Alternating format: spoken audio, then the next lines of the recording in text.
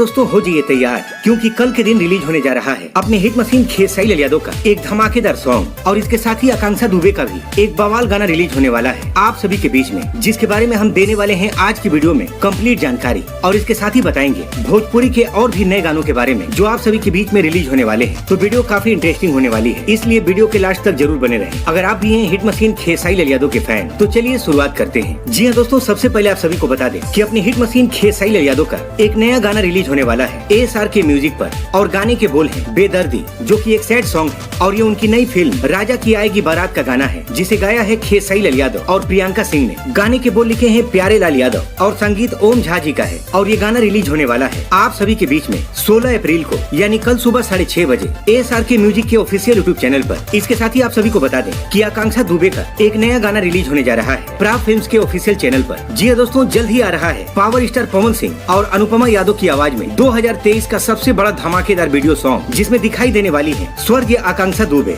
और ये गाना बहुत जल्द आप सभी के बीच में रिलीज होने वाला है। इसके साथ ही आपको बता दें कि टुनटुन यादव जी का एक नया गाना रिलीज हुआ है आज शाम को दीपाली फिल्म्स के यूट्यूब चैनल पर, जिस गाने के बोल हैं अहिरान के बेटुआ, जिसे गाया है टुनटुन यादव और नेहा राज ने। और इस गाने में टुनटुन यादव के साथ दिव्या यादव दिखाई दे रही है। इसके साथ ही आपको बताते चले कि अक्षरा सिंह का भी एक नया गाना आने वाला है जिस गाने के बोल हैं कटनिया राजा जी, जिसे अक्षरा सिंह ने खुद गाया है और ये गाना बहुत जल्द आप सभी के बीच में Akshara Singh official YouTube channel पर रिलीज किया जाएगा। इसके साथ ही ग्लोबल म्यूजिक जंक्शन पर कल के दिन एक सैड सॉन्ग रिलीज होने वाला है जिस गाने के बोल है दिल रोअत आवे, जिस गाने के सिंगर है विजय चौहान जी और ये गाना कल सुबह 7 बजे ग्लोबल म्यूजिक जंक्शन के ऑफिशियल यूट्यूब चैनल पर रिलीज होने वाला है, जो काफी दर्द भरा गाना है। इसके साथ ही बहुत जल्द शिल्पी राज और मोनू अलबेला का एक धमाकेदार सॉन्ग रिलीज होने वाला है एंजल म्यूजिक पर, जिस गाने के बोल है पीली नरियलवा के जूस, जिसे गाया है मोनू अलबेला और शिल्पी राज ने। तो इसी के साथ मिलते हैं अगली वीडियो में, तब तक के लिए जय हिंद जय भोजपुरी।